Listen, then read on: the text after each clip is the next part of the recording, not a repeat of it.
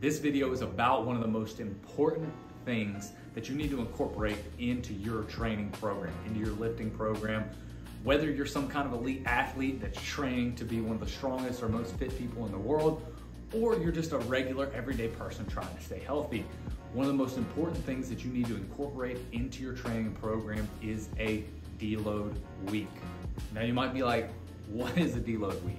A deload week is a week of training where you're not training at full capacity. You basically cut your lifts down. Maybe you cut your lifts in half. Maybe you cut your volume in half. Maybe you cut your intensity down. Most of the time it's a decrease in volume. But whatever it is, it's an easier week. To keep it simple, it's an easier week where you're still training. And I think deload weeks, they're extremely important to someone who's just your average everyday lifter that is trying to stay healthy and training for life. And the reason being is because you don't want to take a full, complete week off and end all your good habits. If you're somebody that just works out to try to stay healthy, you may or may not love working out. And working out is a part of your daily habits. It's a part of your weekly routine. And you may not want to take a whole week off entirely from exercising because you feel like you're going to be lazy. You feel like you're going to develop bad habits. You're going to get out of the habit of working out. And so that's why it's an extremely, it's a great way to be able to get some rest and have a week off and still keep implementing those habits and still keep training every day and keep that as part of your routine. Now, for somebody who is an elite lifter, it's important in a very similar way. Maybe someone who is training for a sport, or they're an elite lifter. Maybe they are training for a specific event and they can't take a whole week off from training. Deload weeks are a great time where they can still practice the movements. They can still get a little bit of stimulus and practice all those movements that they're working on, but they're giving their body a rest. Now, why rest? Why is rest important? Why not have that David Goggins mentality of training every day as hard as you can and no rest days and just run your body to the ground? When we train, something happens called supercompensation.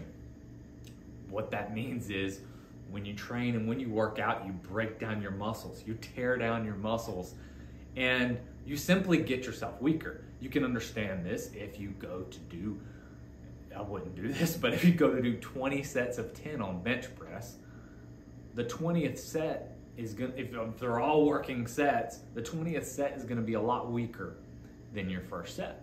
So have you gotten stronger when you're working out? No, working out makes you weaker. What makes you stronger is when you rest and now you've worked your body out and you've given your body this stimulus that tears down all this muscle. And it says, my body has to grow. My body has to get stronger in order to adapt to this stress. That's the way we're wired. So your body's trying to adapt to this stress. But what you need to happen is, so say your baseline is here. Now your baseline strength is here. You've worked out really hard and you've torn and broken that muscle down, and you are now at the end of that workout, you're weaker.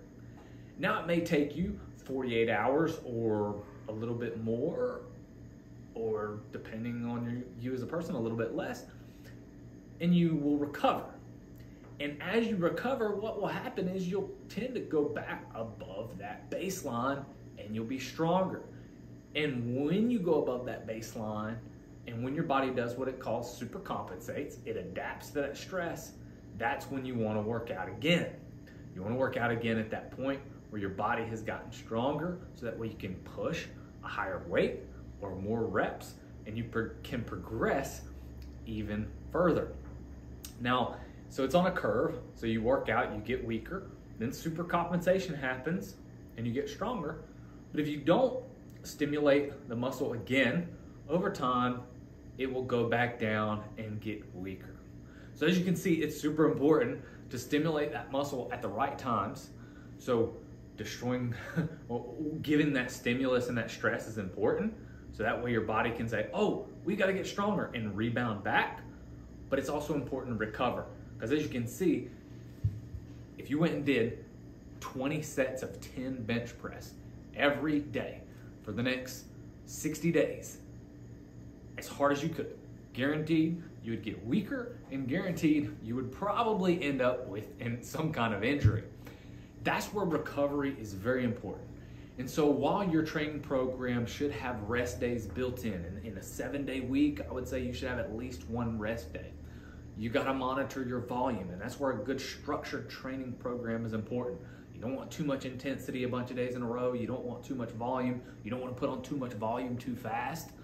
For example, you don't want to just start with your program with doing, 20 sets of 10. I don't see where you'd ever do 20 sets of 10, but you wouldn't want to start your program with that much. You want to start with very little and build yourself up and build yourself up.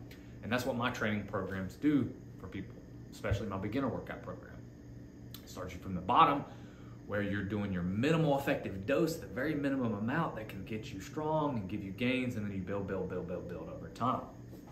So, deload weeks. They're highly important for everybody who wants to gain and get strong, because not only do you need rest days, but when you train and when you work out over a month, 2 months, 3 months, a year, you begin to get what we call cumulative fatigue. Over time, your joints and things, your tendons, your muscles, your nervous system, everything needs time to catch up. You need time to reboot. It's just like work. If you work for a year straight with no rest days and no vacations, you're gonna get burnout. You've gotta have weekends, you've gotta have days off, and eventually you've gotta have that vacation. You have that week-long vacation and you come back, and even though you might be dreading coming back, you come back better. You come back to work better after that week off or 2 weeks off. Same thing with training and deload weeks. So I like to put in deload weeks typically when somebody's really a strong athlete. You might put in deload weeks as much as every 4 weeks. If somebody's a relatively beginner athlete and they're doing a small amount of volume, a small amount of intensity, you might have the deload every 8 weeks, every 12 weeks or something like that, because they're not pushing their body's maximum threshold as much as somebody who's been training for 15 years and is at an advanced level. So deloads are extremely important to put in, so that way your body has time to adapt to what you've been doing. So what happens is day in and day out, you're going through that super compensation cycle, and so you want your progress to be somewhat linear, but you're gonna have little dips. You have little points where, so what you might do is when you're training, you're starting at this baseline, and then week 2, you're here, you've increased a little bit. Week 3, you're here. Week 4, you're here. Week 5, you're here. Well, eventually what'll happen is you'll start to plateau, and you might even start to drop off. But if you go ahead and deload, and let's say you drop down to what you were doing maybe week 1 or week 2, and you take a week, and you just train and you go through the motions, but you don't push your body at all. You don't really stress your body out. You're not really pushing your threshold. You're just going in and getting through the motions. You're keeping that habit. You're keeping that workout routine. You're still stimulating the muscle. You're still getting practice, getting your reps in. You're still getting some blood flow and working on your recovery. You're still really working on your fitness and staying healthy, working on moving, doing things that are all good for your body, except you're not pushing that threshold. So it gives your body a break, and it gives your body time to adapt, and it gives your body time to grow and make you even stronger. So you may feel like, man, a deload week just feels pointless. It just feels like I'm doing nothing. Why do a deload week? This doesn't make sense. Trust me, if you go to any trainer who's worth their salt, they're going to implement deload weeks at some point. So know that this is for the best. This is something that's going to make you stronger, and it's going to do nothing but help keep your progress going for a lot longer time. If you have any questions about deload weeks in general, please feel free. Hit me up in the comments. And if you like this video, hit that like button, hit that subscribe button, and thank you for watching.